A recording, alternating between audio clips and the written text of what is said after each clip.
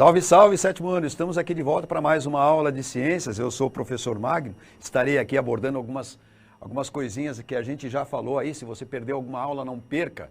Ela está aí disponível para você nos diversos canais, pelo YouTube, pelo aplicativo, no próprio repositório que a gente tem aí no CMSP. Peço uma ajuda aí para o seu professor para fazer esses aprofundamentos e também fazer esse reestudo do que a gente vai tratar aqui hoje. A gente vai falar um pouquinho sobre as máquinas, mas de uma maneira um pouco diferente. Nós, máquinas, aí nós vamos explorar um pouquinho uma coisa que é importante, que é o equilíbrio. É importante, fundamental para todas as questões. Eu, por exemplo, estou em equilíbrio aqui, sentado aqui num banco.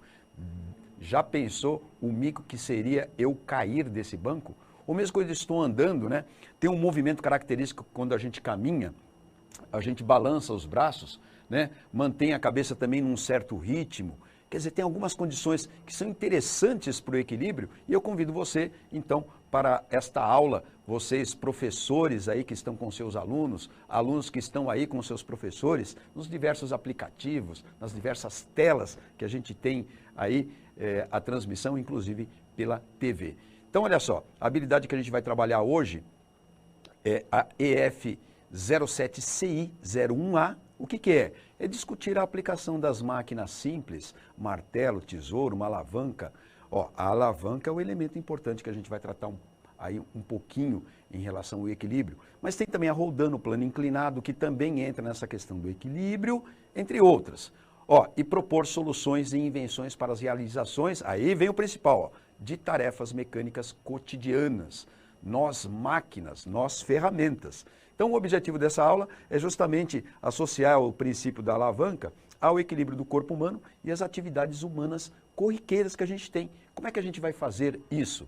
Ora, como de costume aqui, a gente vai conhecer algumas funcionalidades um pouquinho mais de perto, revisar alguns conceitos que são importantes sobre a alavanca, a lei de Arquimedes, que a gente já falou aqui um pouquinho, e realizar alguns experimentos remotamente. Tá legal? Para isso, eu quero te convidar primeiro a pensar justamente nessa questão, a mais simples e talvez a mais importante, é essa que nos dá mobilidade, é essa que nos dá aí o movimento, é essa que a gente sente falta nessas épocas, né? Que a gente tem andado pouco.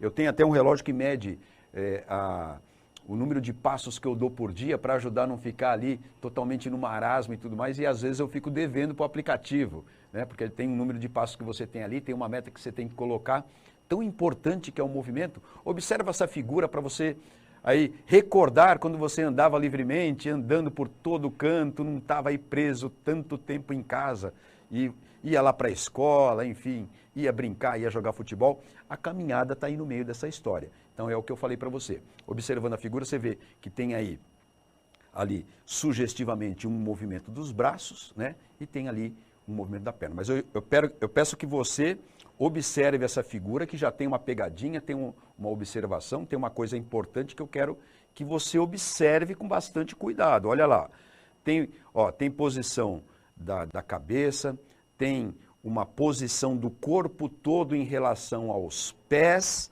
tem um espaçamento dos pés, tem a passada e tudo mais, tempo esgotado para observação da figura. Agora você vai responder para mim em 1 minuto, se você prestou atenção mesmo na figura. Depois, quando passar essa aula, você pode até voltar, mas agora não. Agora você vai responder aí para mim. Para iniciar um movimento de caminhada e dar o primeiro passo, o que você faz primeiro, eu quero saber. A primeira das coisas. Não é pegadinha, não, é verdade. Essa verdade é científica. Aqui você aprende ciências com a gente, ciências de verdade, formulando hipóteses, testando conceitos, revisando algumas condições e tudo mais, com coisas simples do seu cotidiano. Responda aí para mim, então, 1 minuto. Para iniciar um movimento de caminhada e dar o primeiro passo, o que você faz primeiro?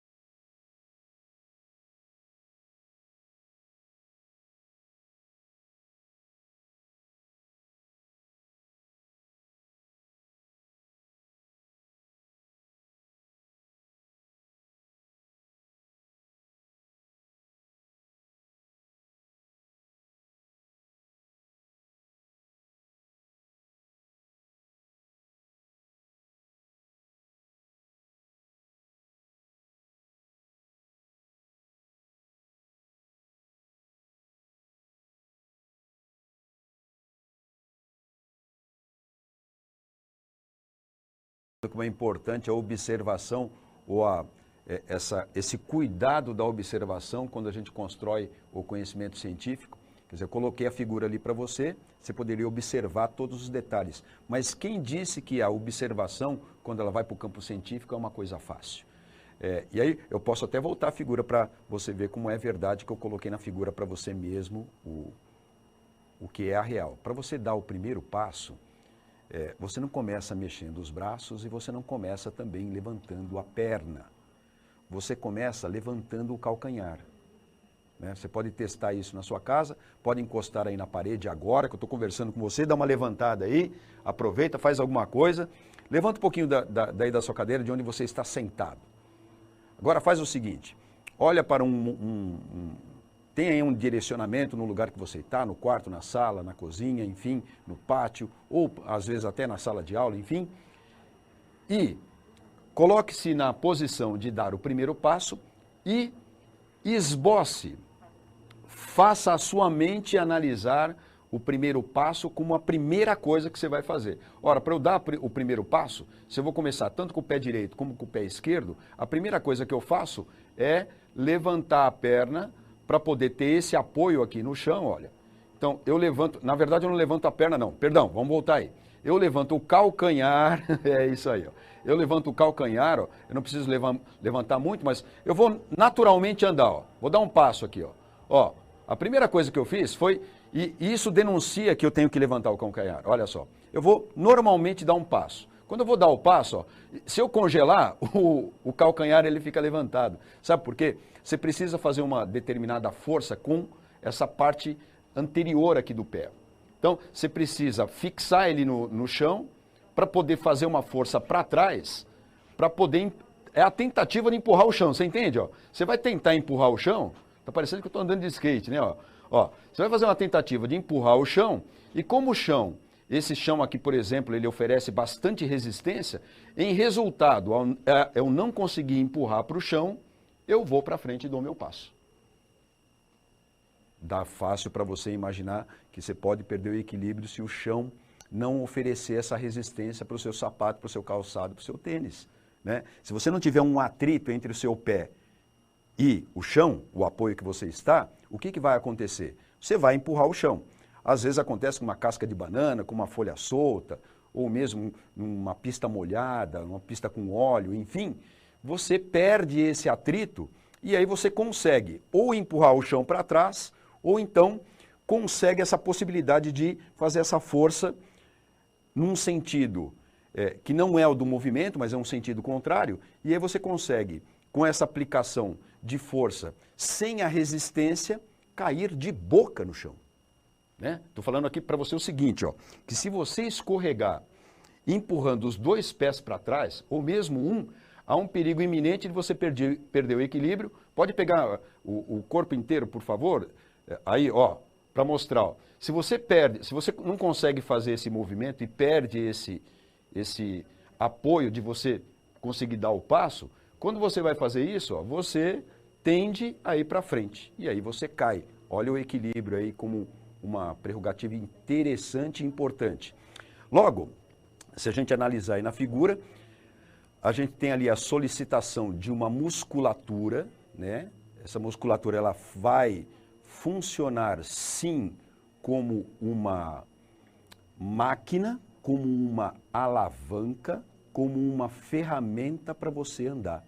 Porque se você não tem força na panturrilha também, e isso quando você, por exemplo, está jogando futebol, as meninas, aí os meninos, quando estão praticando algum esporte e você leva uma pancada na panturrilha, o que acontece? Você está ali com dor, aí você começa a mancar, aí você já não levanta o calcanhar. Estou certo ou não?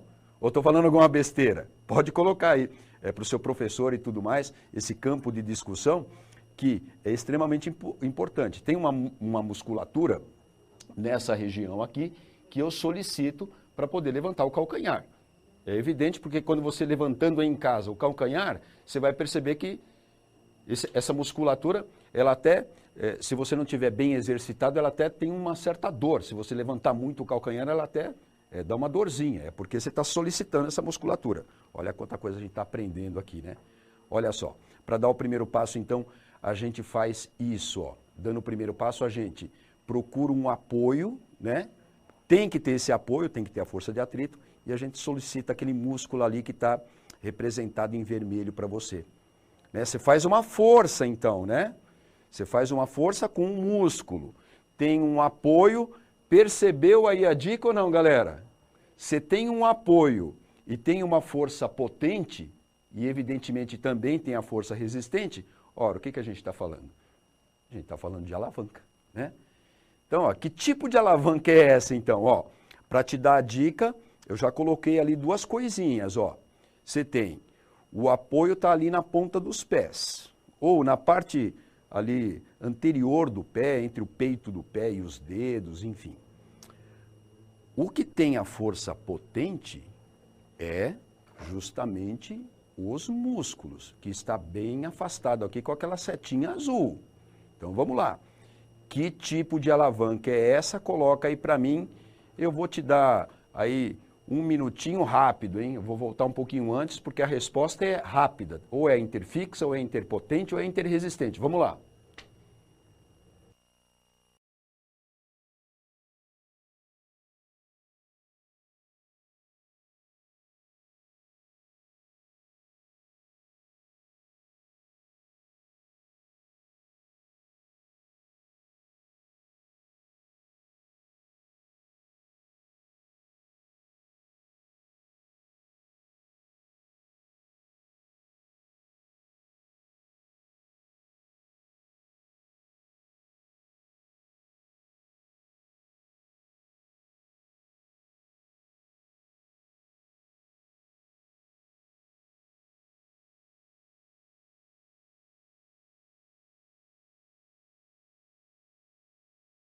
Aí, quem colocou interresistente, olha aí o quadro, ó, interresistente, é uma alavanca interresistente, porque está na cara, né? Se você colocou o apoio ali quase junto com a força que você faz no chão, e a potente está cá atrás na musculatura que eu falei para você, essa alavanca aí só pode ser interresistente. Gostei da sua participação, ó, tá aprendendo bastante aí.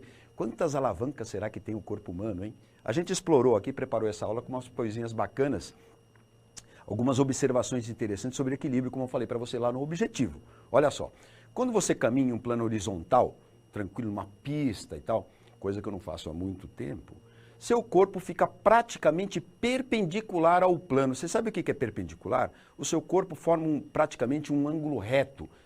A gente fala assim, eu ando retinho, né? Você não se inclina nem muito para frente, nem muito para trás. Ô professor Magno, o senhor está ficando doido? Como assim se inclinar muito para frente e inclino para trás? Eu, quando caminho, não me inclino, não. Calma. Ó, a observação científica que a gente faz. Ó. Quando você caminha num plano horizontal, você fica praticamente retinho. Aí o que você tem? Ó? Você tem o movimento dos braços, que está ali naqueles pontos vermelhos que eu falei para você. Você tem essa linha vermelha aí, que corresponde ao seu centro de equilíbrio, que passa por onde você tem mais concentração de massa. Onde será que você concentra mais massa? Na cabeça, ou mais na região do peito, ou mais na região abdominal, ou na região das mãos, nos membros? Onde que você concentra mais massa? A sua maior parte de massa, ela está concentrada praticamente na sua região abdominal, onde tem ali o estômago, tem ali os órgãos que são mais pesados. A cabeça também é, mas aí você tem o pulmão cheio de ar, e aqui, cheio de água e tudo mais, tem pessoas até que tem uma barriga um pouco mais, saltadinha e tudo mais. É fácil de você perceber. Quem tem uma barriga um pouquinho mais saliente, o que acontece? A concentração de massa está um pouquinho mais ali, né? Mas todo mundo, e sem exceção, pode ser o cara mais magrinho que for. Aliás, tem algumas condições de equilíbrio que é assim, se você tem a perna muito comprida, ou se você tem o braço muito comprido, isso aí acaba acarretando diferentes condições de equilíbrio em relação às pessoas que têm esses membros um pouco menor. Ou as pessoas que têm a barriga negativa, que eles falam, né, abdominal negativo, ou não tem barriga nenhuma, o centro de equilíbrio dele está um pouquinho mais para cima ou está um pouquinho mais para baixo. É a única diferença, tá? Mas todo mundo tem centro de equilíbrio mais ou menos nesta região aqui. Tá legal? Como está mostrando ali a figura para você, ó. Essa linha vermelha ela tem que passar necessariamente pelo centro de massa, por onde você concentra o seu peso, a sua massa. É por isso que a gente joga as mãos para poder equilibrar esse movimento enquanto você desloca a massa. Mas aí não adianta nada eu ficar fazendo isso se eu não tiver ali no triângulozinho verde o apoio. O apoio, quando a gente fala apoio, a gente representa ali um ponto de apoio, mas o apoio do nosso corpo, ele corresponde a uma área em volta do seu pé. Aí tem uma coisa interessante que eu posso falar para você, até você menino e menina aí que pratica luta, que faz aí alguma dança, enfim. Quando você quer ter uma posição mais equilibrada, você para assim, né? Você se posiciona assim como eu estou agora, ó, com as pernas ligeiramente separadas. Dá para pegar aqui a posição do meu pé? Olha só. Assim, eu tenho mais estabilidade para ir para lá, para ir para cá, para ir para frente, para ir para trás, enfim. Eu tenho mais estabilidade de fazer isso. Tanto que existem alguns esportes, né, como a capoeira, por exemplo, que a pessoa tem que se afastar muito e ficar com esse pé, o centro de gravidade dele baixa, ó, e ele fica numa posição de equilíbrio, que é difícil você tirar, a não ser que você vai lá dar uma rasteira no cara, aí você tira o cara do equilíbrio, não é verdade? Então, mas essa jogada aqui de você afastar as pernas, ó, aí você tem mais equilíbrio. Adivinha o que acontece quando você junta muito pé? Você junta muito pé, uma pessoa vem, um vento bate aqui no seu lado e já derruba você. Né? Então, quando você coloca os pés muito perto, muito próximos um do outro, essa região que tem aqui, ó, ela fica menor e aí você não tem muito equilíbrio. Assim você expande o equilíbrio. Olha que coisa importante é para você, jogando futebol, praticando o seu esporte. Menino, menina, toma cuidado aí com o equilíbrio, não vai cair tomar um capote, como vocês falam aí, hein? Bom, aí eu falei para você sobre essa questão da inclinação. Olha uma situação que você pode se deparar várias vezes ao dia. Ao subir uma rampa, por que você se inclina para frente? Você joga o seu corpo para frente. Será que é porque você tem o centro de gravidade já um pouco diferente da situação que a gente tem na horizontal? O seu centro de gravidade, ó, ele tem sempre que coincidir com o seu apoio, senão você cai. Ó, tá percebendo ali, ó? Então você joga um pouco o seu centro de gravidade para frente, para você poder ter o apoio trabalhando para você como uma alavanca. E aí não rola, hein? Se você não jogar o corpo um pouquinho para frente, se você jogar o corpo um pouquinho para trás, o que vai acontecer? Olha aí, ó. É facinho, né? Se você está subindo uma rampa e você não se preocupa em jogar o centro de gravidade para frente, o que vai acontecer? Acontece comigo, acontece com a produtora, acontece com o cinegrafista, acontece com você aqui em casa. Aí se você não desloca se você não tem essa preocupação de deslocar o centro de gravidade, você vai cair. E a mesma coisa quando você vai descer uma rampa, né? Quando você vai descer uma rampa, você se inclina para trás. Por quê? Pelo mesmo motivo. É claro que se você se inclinar um pouquinho para frente, ó, você está assim, ó. Aí você vai se inclinar um pouquinho para frente, ó. Ó. Aí você vai virar o Michael Jackson, cara. Será que é possível isso? Né? Olha lá, ó. É possível você se inclinar assim para frente? Não é, porque você cai, né? Ó. Se você está assim, existe um limite para você se inclinar para frente e não cair. Agora, como que é possível, Michael Jackson? É possível ou não? Está vendo que tem uma setinha vermelha ali, ó? Nesse espetáculo aí do artista, tem um parafuso ali que é preso no tablado que encaixa no sapato dele. Então ele está preso, na verdade, o calcanhar dele está preso e ele consegue fazer um esforço de outra musculatura, quer dizer, uma musculatura aí que depende também de um preparo físico e tudo mais, principalmente do abdominal e etc., para você poder fazer esse exercício. Ó, que tal reproduzir isso, hein, professor? Fazer um show da física, aí, um show da ciência, uma feira de ciências, um grande avanço, mostrando algumas técnicas de dança, de luta, o que a gente tem de artista aí que usa ciência para fazer um show, para fazer uma coisa bacana. Não tá no... É bastante, hein? Dá para fazer um trabalho sobre isso.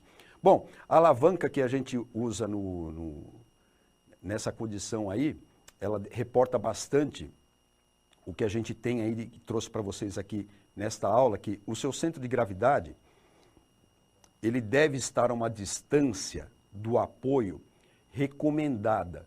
Se você não obedecer aí essa linha vermelha, que é o centro de gravidade, sempre coincidindo com o apoio, que é a região, a área que tem ali os seus pés.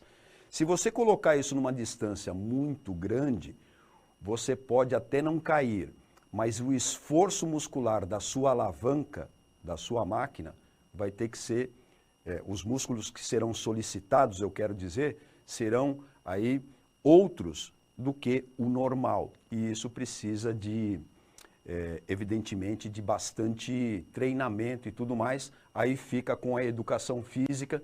Aliás, eu quero dar um abraço aí, mandar um abraço aí a todos os professores de educação física e outros de arte, de português, que acompanham as nossas aulas, que falam aí das nossas aulas, que curtem também. A gente fica feliz quando recebe essas manifestações, que a gente está aqui para fazer um trabalho conjunto com vocês. Vocês são os comandantes aí e a gente está aqui só no apoio, tentando ajudar, trazendo as nossas contribuições, como essa que eu trouxe para vocês aí nessa aula. Vamos retomar os pontos principais, ó. O princípio das alavancas pode ajudar a entender diversas situações de equilíbrio ou de desequilíbrio do nosso corpo e planejar ações seguras. Eu tenho certeza que isso gera aí um bom trabalho para a Feira de Ciências, já fica a dica, um bom trabalho para pesquisa, um bom trabalho também para você fazer uma pesquisa própria, pelo seu conhecimento próprio, será que eu consigo fazer isso e tal? Eu tenho uma outra aula preparada disso também para você, com algumas brincadeiras que você também não pode perder, mas nessa aula encerrou, a gente vai ficando por aqui, eu espero que você tenha gostado. Aliás, não vai esquecer, você pode falar o que você achou da aula aí, acessando o QR Code ou o link que vai aparecer para você.